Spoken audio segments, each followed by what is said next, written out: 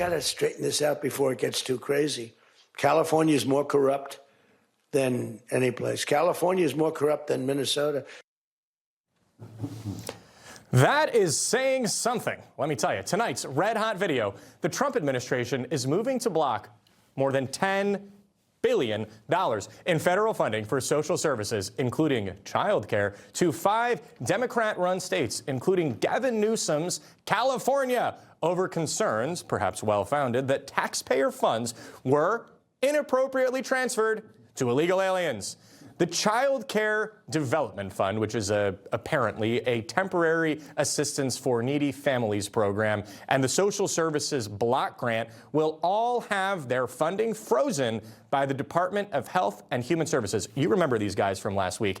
This will happen in California, as well as in Colorado, Illinois, Minnesota, and New York. Okay, Chris, what do those 5 states all seem to have in common? Let me see. Are they run by criminals? Yep. They're run by Democrats. Just extraordinary. And Minnesota is not New York, and it's not California. And we're looking at $9 billion stolen just in old Minnesota Nice, which used to be the land of the Mary Tyler Moore Show. And now it's like Mogadishu in the Midwest. They have Mohammed Farah Adid might be the next governor there. One of the things that now that Tim Walz is out, that is very possible, that is interesting is that Gavin Newsom is obviously running for president in 2028, right? So Tim Walz had his career potentially ended by a YouTuber. So do you think, Tim, that scrutiny from the Trump administration they had the train to nowhere, the failed high-speed rail in California that the Trump administration has finally all but put the kibosh on. Your better half is obviously from the Golden State. Do you think that Gavin Newsom 2028 will be derailed by what ungodly things we're probably going to find out over here? Well, I think California relies on the federal government to bail them out every single year. They have an $18 billion with a B deficit, $billion-dollar deficit, this year alone.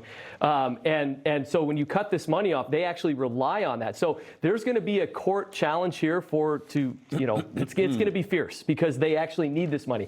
Now, you talk about the TANF funds, and you can go through whether or not that's a good program, but it is managed by the states. If you go to Ohio, they actually have welfare to work programs. They have incentives to get off of the funding. They have, but in California, they're never going to do that. And just look at Florida. All you got to do is compare California to Florida. Similar population.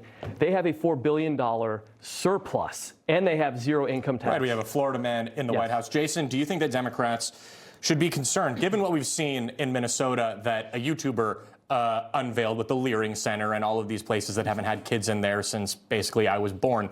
Do you think that these are 5 states, almost all of these have ambitious Democrats running them, obviously Pritzker, Newsom, but Jared Polis in Colorado as well. How bad is this potentially going to get for Democrats? Well, I guess we'll see how bad it gets for those states. I don't think, the Democratic Party brand is going to be damaged by anything that comes out of this. I would say also it's clear, while you said that those states have something in common, Mississippi is going through a fraud trial right now.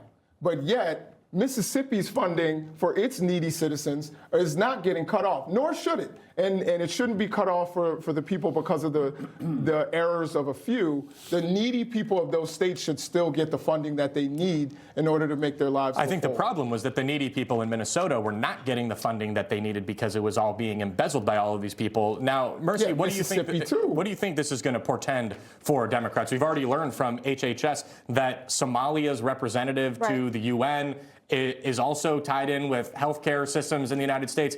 What do you think is going to happen here? Look, I think that it's about accountability and transparency in this process. I think you've already seen that Tim Walz's political career. I mean, I thought it ended a long time ago, but I think it really ended now, although the daughter thinks she might, become a... They're going to try and make Tim Walz happen again. She'll become like Greta Thunberg, one of those folks. But look, this could... Is this going to be a headache for Gavin Newsom and for Hochul up in New York as well?